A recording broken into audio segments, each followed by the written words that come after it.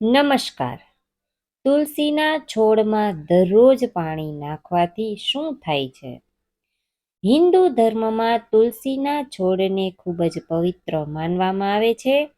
આ છોડમાં સાક્ષાત વિષ્ણુ અને માતા લક્ષ્મીનો વાસ હોય છે. ભગવાન વિષ્ણુ તુલસીના પાન વગર કોઈ પણ પ્રકારનો ભોગ સ્વીકારતા નથી. એટલા માટે જે વ્યક્તિ તુલસીની પૂજા કરે છે તેને ક્યારેય કોઈ દુર્ભાગ્યનો સામનો કરવો પડતો નથી. તુલસીને માત્ર જળ ચડાવવાથી શું ફળ મળે છે, ચાલો જાણીએ આ મહાન કથાના માધ્યમથી. એકવાર દેવી સત્યભામાએ ભગવાન શ્રી કૃષ્ણને પૂછ્યું, હે ભગવાન, તમે ત્રણેય લોકના સ્વામી છો, તો પણ આ તુલસીના છોડની પૂજા કેમ કરો છો? શા માટે આપણે દરરોજ તેને પાણી અર્પણ કરીએ છીએ? તુલસીના છોડમાં દરરોજ પાણી નાખવાથી શું થાય છે? મારે આ છોડને પાણી આપવાનું મહત્વ જાણવું છે. ત્યારે ભગવાન શ્રી કૃષ્ણ કહે છે, માત્ર જળ ચડાવવાથી વ્યક્તિના કરોડો પાપ નાશ પામે છે. તુલસીને પાણી આપવાનું મહત્વ જણાવતા પહેલા હું તમને એક ખૂબ જ પ્રાચીન વાર્તા કહેવા માંગુ છું. આ વાર્તા દ્વારા તમને તમારા બધા પ્રશ્નોના જવાબો મળશે. એટલા માટે તમે આ વાર્તા ધ્યાનથી સાંભળજો. શ્રી કૃષ્ણ કહે છે, હે દેવી, જે પણ વ્યક્તિ આ કથા સાંભળે છે તેને 100 વર્ષ સુધી તુલસીને જળ ચડાવવાનું પુણ્ય મળે છે. દેવી સત્યભામા કહે છે કે હે ભગવાન, હું ચોક્કસપણે આ વાર્તા સાંભળવા માંગુ છું. તમે મને તે વાર્તા કહો. હું તેને ધ્યાનથી સાંભળીશ. પછી ભગવાન શ્રી કૃષ્ણ દેવી સત્યભામાને તુલસીને પાણી આપવાની કથા સંભળાવે છે. હે દેવી સત્યભામા, પ્રાચીન સમયમાં જૂનાગઢમાં સુમંત નામનો બ્રાહ્મણ રહેતો હતો. તે જન્મથી બ્રાહ્મણ હતો, પણ તે કર્મથી ભ્રષ્ટ હતો. કપટી, અવિચારી, વધારે ખોટું બોલવાવાળો હતો. તેનું મન હંમેશા ખરાબ કાર્યોમાં વ્યસ્ત રહેતું. તેને ચોરી, વેશ્યાવૃત્તિ, જુગાર રમવાનું વ્યસન હતું. તેમણે પોતાના જીવનમાં ક્યારેય કોઈ પુણ્યનું કાર્ય કર્યું ન હતું. ક્યારેય પણ શાસ્ત્રોનો અધ્યયન કર્યો ન હતો. પૂજાપાઠ પણ ન કરી હતી. તેણે પોતાનું મન હંમેશા બીજાની ધન સંપત્તિમાં રાખ્યું હતું. તે દિવસ દરમિયાન પૈસા કમાતો અને રાત્રે વૈશ્યાઓ સાથે વિતાવતો. આ રીતે તે અત્યંત પાપી પોતાનું જીવન પાપ કરવામાં જ વિતાવતો હતો. તેણે ક્યારેય ભગવાન વિષ્ણુનું નામ નહોતું લીધું કે કોઈ ભગવાન કે દેવીની પૂજા કરી નહોતી. તેણે આ રીતે પાપ કરવામાં ઘણા વર્ષો વિતાવ્યા. પછી તે સુમંત બ્રાહ્મણ ખરીદી અને વેચાણ કરવા દ્વારકા નગરી પહોંચે છે. તે શહેરની નજીક ગોમતી નદી વહે છે. તે નદીમાં સ્નાન કરવા માટે લોકો દૂર દૂરથી આવે છે. પછી તે બ્રાહ્મણ એ જ નદીના કિનારે એક આશ્રમમાં રહે છે. તે આશ્રમમાં ઘણા વિદ્વાન બ્રાહ્મણો પુરાણ વાંચવામાં અને ભગવાન વિષ્ણુની સ્તુતિ કરવામાં મગ્ન છે. તે પાખંડી સુમંત પણ ઢોંગ કરીને તેની સાથે ત્યાં જ રોકાઈ ગયો. તે વિદ્વાન બ્રાહ્મણો સાથે રહીને તેમણે શ્રીહરિ વિષ્ણુનું નામ સાંભળવાની તક પણ મળી. તે 1 મહિના સુધી તે જગ્યાએ રહ્યો. પછી ત્યાં આવેલા લોકોએ ગાયોની પૂજા કરી અને બ્રાહ્મણોને ભોજન પીરસ્યું. તો તે પાપી બ્રાહ્મણ પણ તેની સાથે બેસીને ભોજન કર્યું અને ભગવાનનો પ્રસાદ ગ્રહણ કર્યો. ત્યાં જ એ આશ્રમમાં એક તુલસીનો છોડ હતો. તે બ્રાહ્મણ અજાણ્યે તે તુલસીના છોડને પાણી અર્પણ કરતો હતો. તે શું કરી રહ્યો છે તેનો તેને ખ્યાલ ન હતો. તે દરરોજ સવારે જાગીને એક વાસણમાં પાણી લઈને તુલસીના છોડમાં અર્પણ કરતો હતો. પછી એક દિવસ જ્યારે તે આશ્રમમાં સૂતો હતો ત્યારે એક સાપ તે જગ્યાએ આવ્યો અને તે સાપે તેને ડંખ માર્યો. તે પાપી બ્રાહ્મણ તેની ઊંઘમાં મૃત્યુ પામ્યો. સવારે જ્યારે અન્ય બ્રાહ્મણોએ તેમને બેભાન અવસ્થામાં જોયા તો તેમણે તુલસીના પાન અને તુલસીનું પાણી તેના મોઢામાં મૂક્યું.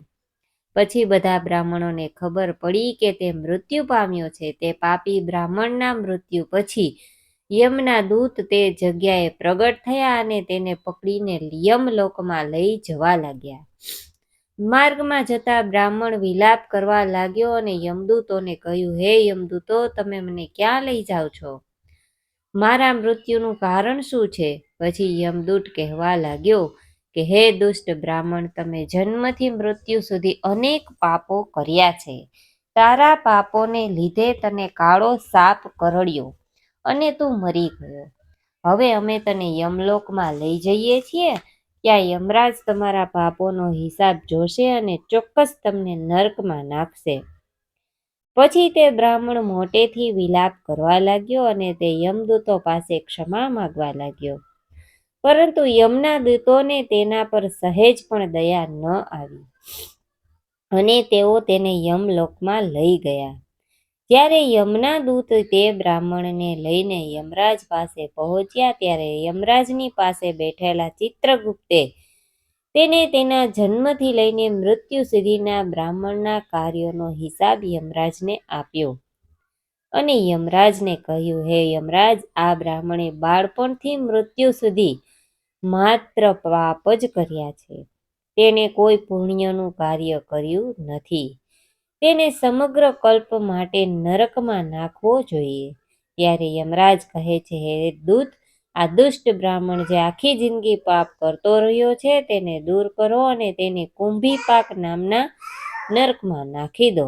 યમરાજની આજ્ઞાને અનુસરીને યમના દૂતોએ તે પાપી બ્રાહ્મણને હસી કાઢ્યો અને તેને મુદગારથી મારવા માંડ્યો, જેના કારણે બ્રાહ્મણનું માથું ફાટી ગયું અને તેઓ તેને કુંભીપાક નામના નરકમાં લઈ ગયા. તે ભયંકર નરકમાં ઉકળતા તેલમાં મોટા મોટા ઘડા હતા, જેની નીચે ભીષણ આગ બળી રહી હતી.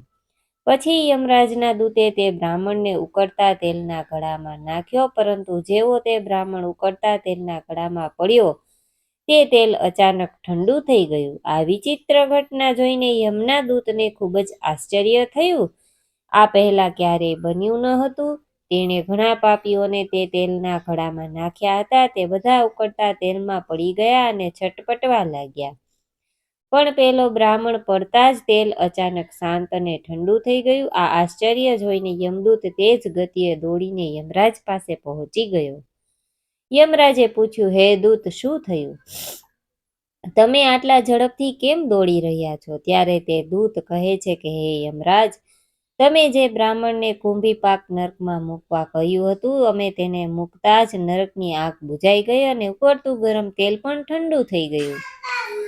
ત્યારે યમરાજ કહે છે કે હે દૂત, આ એક ખૂબ જ વિચિત્ર ઘટના છે. આવું પહેલા ક્યારેય બન્યું નથી. યમરાજ વિચારી રહ્યા હતા ત્યારે દેવર્ષિ નારદ ત્યાં પધારે છે. દેવર્ષિ નારદને જોઈને યમરાજ ખૂબ જ ખુશ થાય છે અને તેમને નમસ્કાર કરીને તેમનું સ્વાગત કરે છે. ત્યારે યમરાજ નારદજીને કહે છે, હે દેવર્ષિ, તમે યોગ્ય સમયે આવ્યા છો. આજે આપણે એક અત્યંત પાપી બ્રાહ્મણને કુંભીપાક નર્કમાં નાખ્યો છે, પણ તે પડતા જ નર્કની આગ ઠંડી થઈ ગઈ છે અને ઉકળતું તેલ પણ ઠંડુ થઈ ગયું છે. ત્યારે દેવર્ષિ નારદ યમરાજને કહેવા લાગ્યા કે હે ધર્મરાજ, તમે જે બ્રાહ્મણને તમે કુંભીપાક નર્કમાં મૂક્યો છે તે નર્કમાં મૂકવાને લાયક નથી, કારણ કે આ બ્રાહ્મણે અજાણતા જ એવું કર્મ કર્યું છે જે નર્કનો નાશ કરનાર છે. જે મનુષ્ય પુણ્યના કામ કરવાવાળા વ્યક્તિ સાથે રહે છે તેને ચોક્કસપણે તેના સારા કાર્યોનો ભાગ મળે છે. અને આ બ્રાહ્મણ ભગવાન વિષ્ણુના ભક્તો સાથે 1 મહિના સુધી રહ્યો છે. આ બ્રાહ્મણે આશ્રમમાં રહીને રોજ તુલસીને પાણી અર્પણ કર્યું છે. આથી તે ખૂબ જ સદાચારી વ્યક્તિ બની ગયો છે. તેના તમામ પાપો નાશ પામ્યા છે. આ બ્રાહ્મણ હવે વિષ્ણુ લોકમાં જવાનો હકદાર બન્યો છે. આ બ્રાહ્મણે અજાણતા જ એટલું પુણ્ય કમાઈ લીધું છે જે મનુષ્ય અનેક જન્મોમાં મેળવી શકતો નથી. તેથી જ તમે તેને નર્કમાં પકવશો નહીં. બસ આ બ્રાહ્મણને તેના પાપોની સજા આપો. તેને નર્કલોકના દર્શન કરાવો. દેવર્ષિની વાત સાંભળીને યમરાજ અતિ પ્રસન્ન થાય છે અને બ્રાહ્મણને કુંભીપાક નર્કમાંથી બહાર લાવે છે અને પોતાના દૂતોને કહે છે કે હે દૂત, આ બ્રાહ્મણ મહાત્માને લઈ જાઓ અને આખા નર્કલોકના દર્શન કરાવો. પછી યમના દૂત તે બ્રાહ્મણને લઈ જાય છે અને તેને આખું નર્ક બતાવે છે. ભગવાન શ્રી કૃષ્ણ કહે છે, હે દેવી સત્યભામા, આ રીતે યમના દૂતનું તે બ્રાહ્મણને આખું નર્ક બતાવે છે અને તેને યક્ષલોકમાં લઈ જાય છે. અને પછી તે બ્રાહ્મણ યક્ષ બની જાય છે. શ્રી કૃષ્ણ કહે છે, હે દેવી, મને છોડમાં તુલસી ગમે છે. મહિનામાં કાર્તક માસ તિથિમાં એકાદશી ક્ષેત્રમાં દ્વારકા ગમે છે. એટલા માટે જે વ્યક્તિ દરરોજ તુલસીની પૂજા કરે છે અને તુલસીને પાણી આપે છે તે મને સૌથી વધુ પ્રિય છે. તે મનુષ્ય ક્યારેય નર્કમાં જતો નથી. જે ઘરમાં તુલસીનો છોડ હંમેશા લીલો રહે છે તે ઘરમાં સુખ, શાંતિ અને સમૃદ્ધિ રહે છે. ભગવાન વિષ્ણુની પૂજામાં અને તેમને ચઢાવવામાં આવતા પ્રસાદમાં તુલસીના પાન અવશ્ય હોવા જોઈએ. કારણ કે તુલસીના પાંદડા વિના ભગવાન વિષ્ણુ કોઈ પણ પ્રકારનો પ્રસાદ સ્વીકારતા નથી. એટલા માટે દરેક ઘરમાં તુલસીનો છોડ અવશ્ય હોવો જોઈએ. તુલસી વિવાહ પણ અવશ્ય કરવા જોઈએ. તેનાથી મનુષ્યના તમામ દુઃખોનો અંત આવે છે અને તેનું સાંસારિક જીવન સુખમય બને છે. જો તમારા ઘરમાં તુલસી હોય તો સુખ, શાંતિ અને સમૃદ્ધિ માટે તુલસીને ચૂંદડી અવશ્ય ચડાવવી જોઈએ. હંમેશા યાદ રાખો કે તુલસીનો છોડ ચૂંદડી વગર અધૂરો છે. તુલસી માત્ર એક છોડ નથી, પરંતુ એ એક દેવી છે, વિષ્ણુ પત્ની છે. તેથી તુલસીને ચૂંદડી અર્પણ કરવી જોઈએ. તેનાથી પતિ પત્ની વચ્ચે પ્રેમ અને વિશ્વાસ વધે છે. ઘરમાં રહેતી સ્ત્રીઓ હંમેશા સુહાગન અને સૌભાગ્યશાળી રહે છે. તુલસી પાસે પાણી ભરેલું વાસણ ન રાખવું જોઈએ. તુલસીના છોડની પાસે દીવો પ્રગટાવ્યા બાદ ત્યાંથી દીવો હટાવી દેવો જોઈએ. કારણ કે તુલસીના છોડ નીચે ઓલવાઈ ગયેલો દીવો રાખવો અશુભ માનવામાં આવે છે. જ્યાં પણ તુલસીનો છોડ હોય તે જગ્યા હંમેશા સ્વચ્છ રાખવી જોઈએ. એટલા માટે તુલસીના છોડની આસપાસ સ્વચ્છતાનું નિયમિત ધ્યાન રાખો. તુલસીના છોડ પાસે અપશબ્દ ન બોલવા જોઈએ. ભૂલથી પણ તુલસી પાસે ચપ્પલ, બૂટ કે સાવરણી ન રાખવી જોઈએ. તેને પાપ ગણવામાં આવે છે. જ્યાં તુલસીનો છોડ હોય એવી જગ્યાએ થૂંકવાથી પણ ઘોર અનર્થ થાય છે. તુલસીના છોડમાં શિવલિંગ અને ગણેશની મૂર્તિ ન રાખવી જોઈએ. આ ઉપરાંત તુલસીના કુંડામાં અન્ય બીજા કોઈ છોડ ન રોપવો એ પણ અશુભ છે. તુલસીના છોડની પાસે કપડાં સૂકવવા ન જોઈએ, નહીતર કપડામાંથી નીકળતું ગંદુ પાણી તુલસીના છોડ પર પડી શકે છે. રવિવારે તુલસીના પાન ન તોડવા જોઈએ અને રવિવારે તુલસીને જળ ચડાવવું જોઈએ નહીં. અન્ય દિવસોમાં તુલસીને સવારે જળ ચડાવવું જોઈએ અને સાંજે દીવો કરવો જોઈએ. ધ્યાન રાખો કે તુલસીનો છોડ નખ વડે તોડવો જોઈએ નહીં. આ તુલસીનું અપમાન કરે છે. જો તુલસીના પાન સુકાઈ જાય અને ખરી જાય તો તેને કચરામાં ન ફેંકવા. તમે તે પાંદડાને તુલસીની માટીમાં જ દાટી દો. ઘણીવાર સ્ત્રીઓ વાળ ખુલ્લા રાખીને સ્નાન કર્યા પછી તુલસીને પાણી આપે છે. આમ ન કરવું જોઈએ. સ્ત્રીઓએ હંમેશા પોતાના વાળ બાંધવા જોઈએ અને કપાળ પર સિંદૂર લગાવવું જોઈએ. તુલસીને જળ ચડાવવું જોઈએ.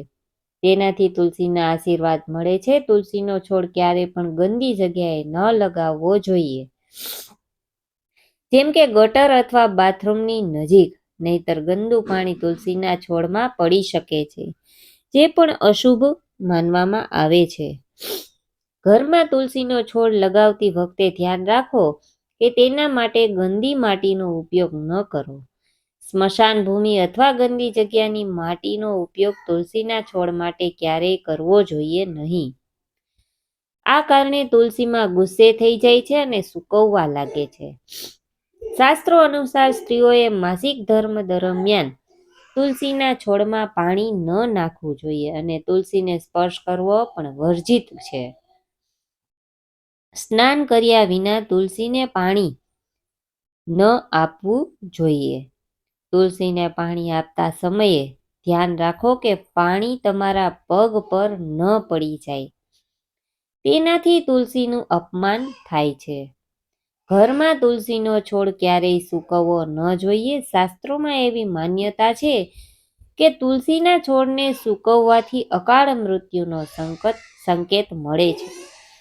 જો ઘરમાં તુલસીનો છોડ સુકાઈ જાય તો ઘરની સુખ સમૃદ્ધિ સમાપ્ત થઈ જાય છે. સૂકા તુલસીમાં માતા લક્ષ્મીનો વાસ નથી. શ્રી કૃષ્ણ કહે છે કે દરરોજ તુલસીના દર્શન કરવાથી વ્યક્તિ સ્વર્ગ પ્રાપ્ત કરે છે અને તુલસીના પાનનું સેવન કરવાથી તેના તમામ પાપોનો નાશ થાય છે. તુલસીનો છોડ હંમેશા ઘરની સામે લગાવવો જોઈએ. તેને પૂર્વ કે ઉત્તર દિશામાં રાખવું સૌથી શુભ છે. તુલસી પાસે રણના છોડ રાખવા પણ અત્યંત અશુભ માનવામાં આવે છે. આવા છોડમાંથી નકારાત્મક ઉર્જા બહાર આવે છે.